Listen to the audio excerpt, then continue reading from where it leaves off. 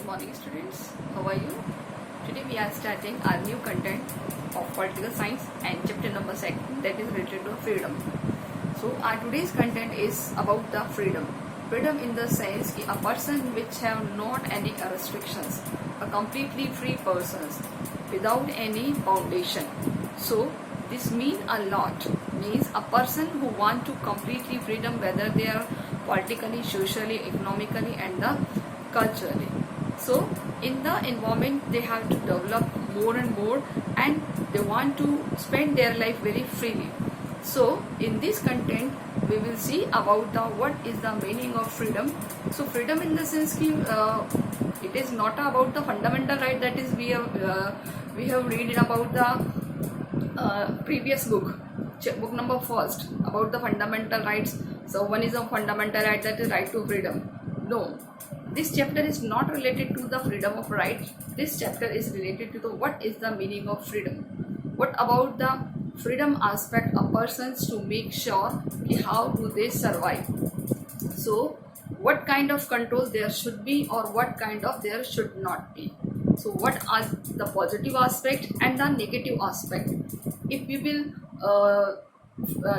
will keep a person free, so how many harmful conditions can occur in these situations. So we will see in this content about the freedom. So first of all we are starting chapter. So in this chapter there is a beginning of the chapter. There's two stories of the given. The first story is related to about a person, that is the Nelson Mandela. Okay, everybody knows about the Mandela.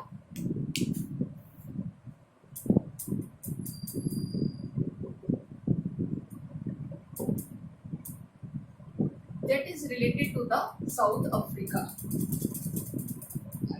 Completely South Africa.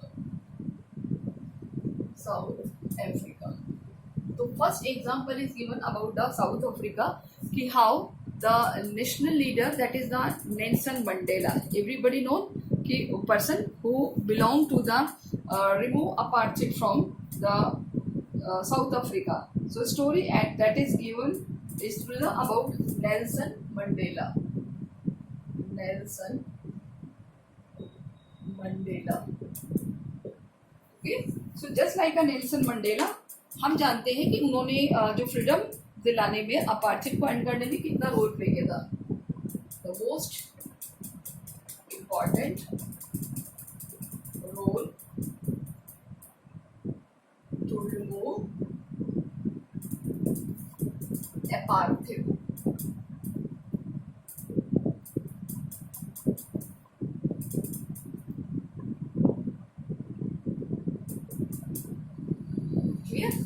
तो इन्होंने सबसे important role play किया है अपार्थिव को remove करने में. Everybody knows. तो इन्होंने एक बहुत लंबी फ्रीडम स्ट्रगल को झेला है जिनको कहते हैं the long walk for the freedom.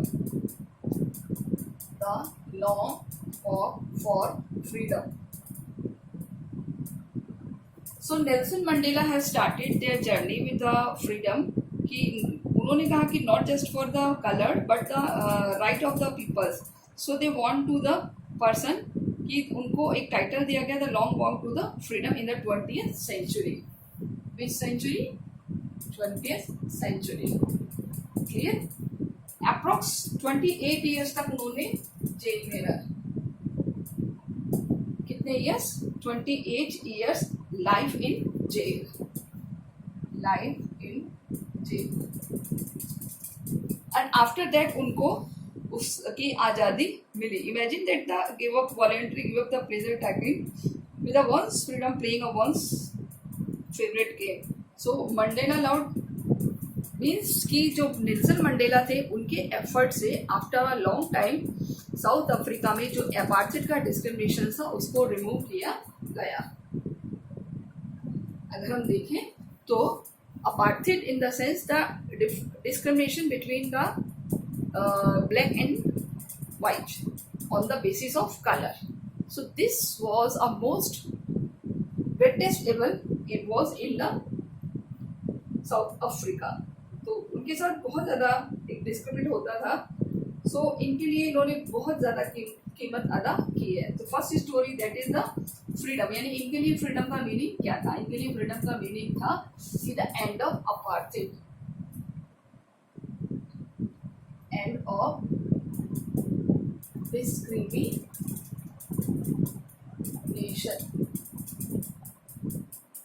Clear?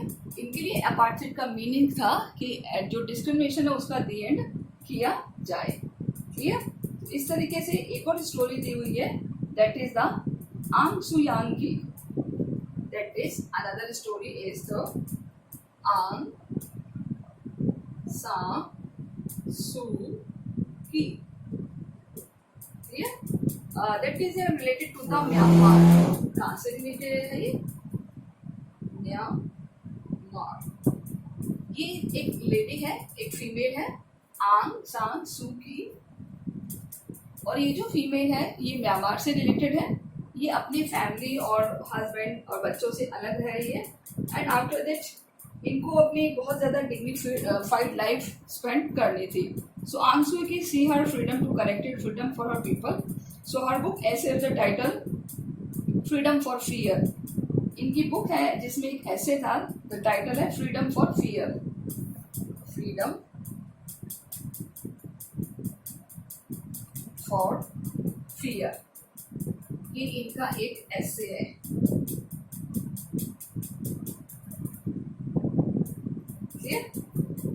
She says for me freedom is fear unless then you can live free from cannot be dignified human life। तो इनके अकॉर्डिंग कि एक ऐसा फियर जो एक ऐसी फ्रीडम जो फियरलेस है, जहाँ पर किसी तरह का कोई डर नहीं है। So she says a free fear can not live a dignified human life.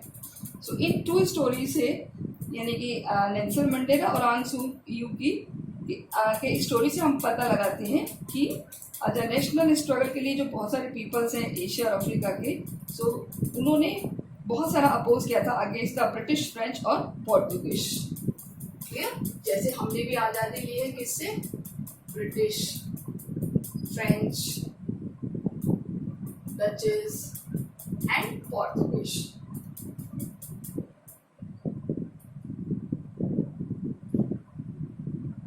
Clear? तो ये हमारे ऊपर विदेशी जातियां आई थी, बाहर की जातियां आई थी, उन्होंने हमारे ऊपर अटैक किया था। सो इस टू स्टोरीज में अगर हम देखें तो अगर हम बात करें तो हमारे यहाँ एक पर्सन हुए थे दैट इज द लोकमान्य तिलक। लोकमान्य तिलक जिन्होंने क्या दिया था? स्वराज का स्लोगन दिया था, स्वराज, कि Swaraj is my birth right and I will take, मैं इसे लेकर रहूंगा। क्लियर? तो Swaraj meaning in the that स्व प्लस राज। क्लियर? स्व प्लस राज, स्व यानी कि स्वयं का, राज यानी रूल, स्व इन द सेंस की by self,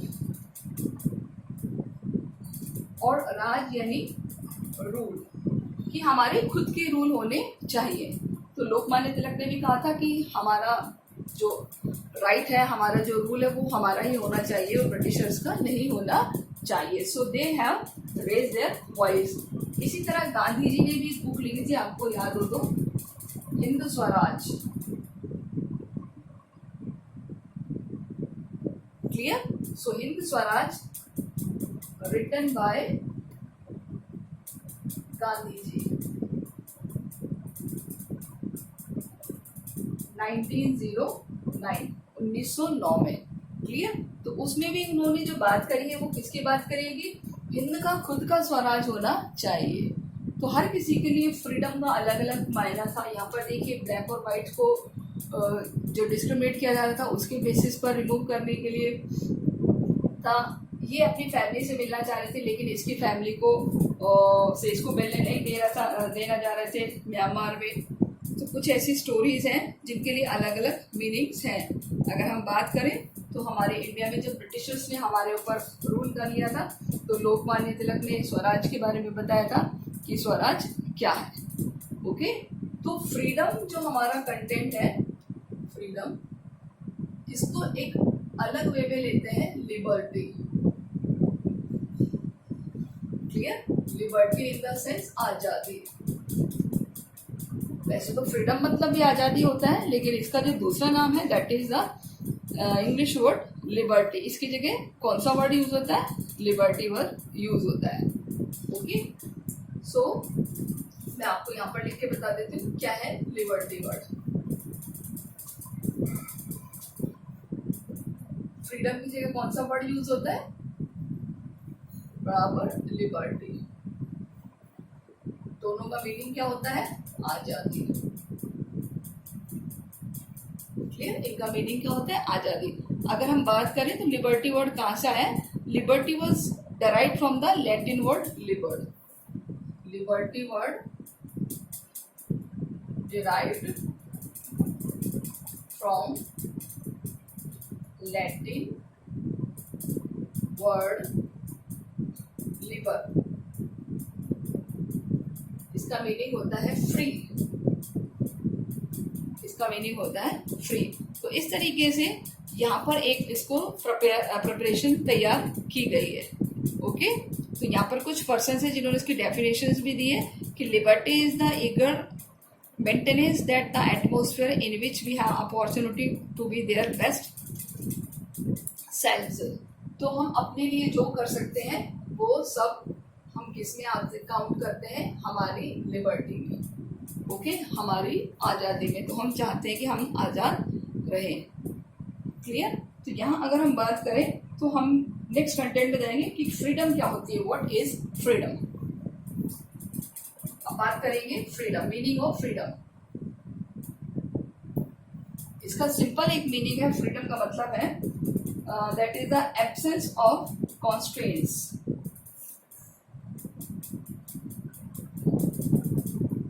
absence of constraints.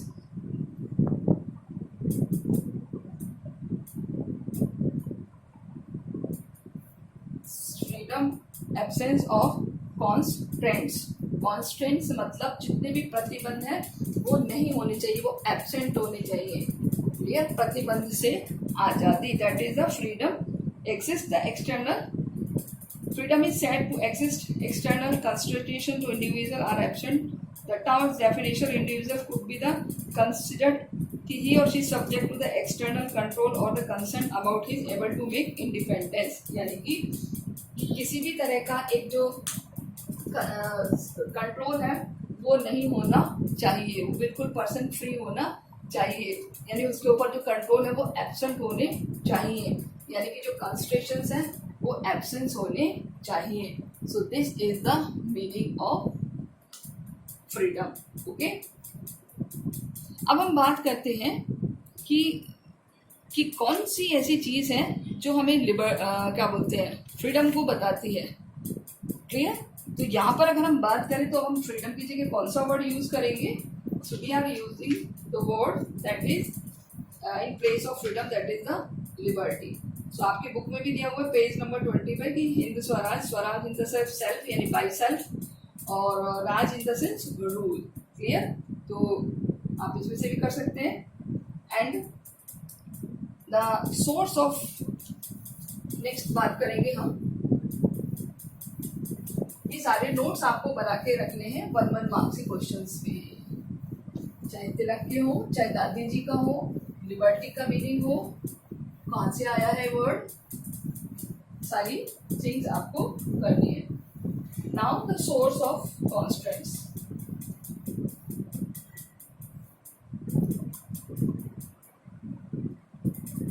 sources of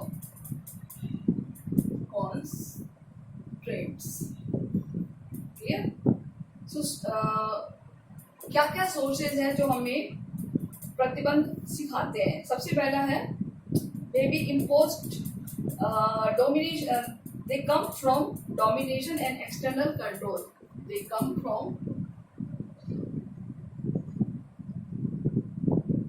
from domination and external control। Clear? जो एक्सटर्नल कंट्रोल है ये वहां से भी हमारे पास आता है। अब ये कंट्रोल में imposed by force, these control imposed by force, यानी कि ये जो कंट्रोल है हमारे ऊपर किसी फोर्स पे दबाव में लगाए जा सकते हैं या बाय अ गवर्नमेंट और बाय अ गवर्नमेंट, यानी कि या फिर हम गवर्नमेंट के थ्रू ये हमारे ऊपर लगाए जा सकते हैं through the law, through the law, कानून के तहत। Okay, so which impart the power of his ruler over the people and which may have been breaking to the force. This was the form of constraint represented by the colonial rules over the subject. यानी कि ये सारी चीज हमारे ऊपर कब थी, जब हम कॉलोनियल पीरियड से गुजर रहे थे, यानी कि जब हमारे पास किसका रूल था, ब्रिटिशर्स का। ओके, तो ये हमारे ऊपर कंट्रोल लगाए गए थे। So this system applicable in south Africa, किस तरीके से, अपार्थाइड, क्लियर, कि वहां पर अपार्थाइड को रिमूव करना था, क्लियर। तो इस तरीके से कंट्रोल को लगाया जाना भी एक तरीके से जरूरी होता है। Now constitutional freedom can also the result of social inequality kind implicate the caste system which result of the extreme economic inequality in a society. The question from the Subhash Bose freedom draw attention the need for a country to remove such constraints. Okay, तो इस तरीके से सुभाष चंद्र के लिए जो meaning था वो ये था कि क्यों और कैसे इन कॉन्स्ट्रेंट्स को अप्लाई किया गया है और उनको किस तरीके से कंट्रोल किया जाना चाहिए। ओके, नाउ अगर हम बात करें तो ये हमारे लिए क्यों ज़रूरी है। सबसे पहले हम इसके टाइप्स की बात करेंगे, कितने टाइप्स का होता है। दैट इज द जो फ्रीडम है या लिबर्टी है, इसके टाइप्स।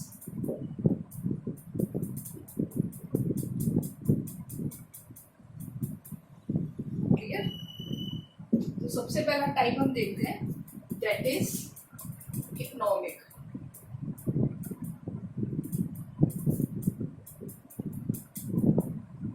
यानी कि जो इकोनॉमिक लिबर्टी है वो क्या होती है। इकोनॉमिक लिबर्टी का मीनिंग होता है ताकि security of one's daily need, security of daily needs of every citizen, यानी कि जो डेली नीड्स हैं एवरी सिटीजन की वो पूरी होनी चाहिए। And reasonable opportunity for earning, opportunity to earning, यानी उसके पास अर्निंग करने की अपॉर्चुनिटी भी होनी चाहिए। एंड वन अनदर थिंग कि जो राइट टू वर्क होना चाहिए, मिनिमम वेज होना चाहिए, राइट टू वर्क होना चाहिए, उसके बाद मिनिमम पेजेस होने चाहिए, यानी कि उसको वेतन भी मिलना चाहिए। इसके अलावा अगर हम बात करें तो right to leisure the regulations to hour of work of hours, certain working hours, यानी काम करने के घंटे भी निर्धारित होने चाहिए। तो इस तरीके से ये जो सिस्टम है ये बताता है कि किसी पर्सन की इकोनॉमिक लिबर्टी का क्या मीनिंग है। पहले क्या था, हमारे पास हमारी डेली नीड्स की कोई पूर्तियाँ नहीं होती थी, ना ही हमारे पास अर्निंग की अपॉर्चुनिटी थी, तो अब हमें ये सब प्रोवाइड कर दी गई है। So first type is the economic liberty. Second, that is the political.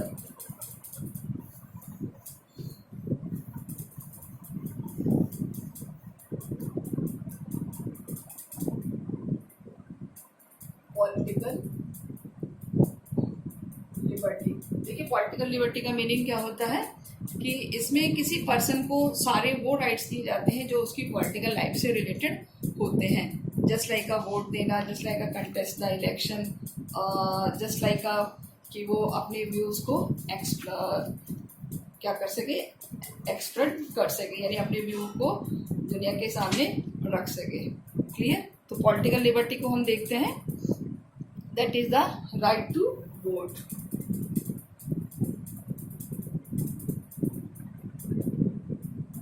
उसके पास क्या होना चाहिए? राइट टू वोट होना चाहिए।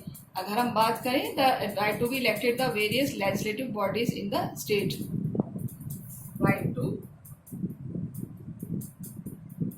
contest the election, यानी कि वो इलेक्शन में भी पार्टिसिपेट कर सकता है। इसके अलावा अगर हम बात करें तो right to hold a political office, hold a political office, यानी अपना राजनीतिक ऑफिस डेवलप कर सकता है। इसके अलावा right to make the constructive criticism of the government policy, right to criticise the government policy, यानी कि जो गवर्नमेंट की पॉलिसीज है उसको भी ये क्रिटिसाइज कर सकता है, उसकी भी आलोचना कर सकता है। थर्ड हम बात करते हैं सोशल लिबर्टी, यानी कि जो सामाजिक लिबर्टी है वो क्या होती है, क्योंकि सोशल लिबर्टी भी हमारे लिए ज़रूरी है। सोशल इन द सेंस कि हम जो जिस समाज में रहते हैं वो समाज हमारे लिए क्या तैयारियां करता है, हमें क्या देता है। तो सबसे पहले अगर हम बात करें कि enjoy a man in a society, man lives in a society, यानी उसे रहने के लिए क्या चाहिए, जो किसी भी पर्सन है, मैन या वुमन है, उसको रहने के लिए एक सोसाइटी चाहिए। इसके अलावा it consist the personal freedom, the religious freedom, right to hold property, it right to religious freedom, यानी कि सोसाइटी में जिसमें वो रह रहा है उसको क्या चाहिए, रिलीजियस फ्रीडम चाहिए। इसके अलावा उसे क्या चाहिए, right to hold property, right to hold property, यानी कि वो प्रॉपर्टी रखने का भी अधिकारी है। इसके अलावा अगर हम बात करें तो freedom to express ideas, freedom to express their ideas, यानी वो अपने आइडियाज को भी व्यक्त कर सकता है। इसके अलावा the people enjoy social liberty more a democratic state, और कहाँ पर होगा, इन डेमोक्रेटिक स्टेट। क्लियर?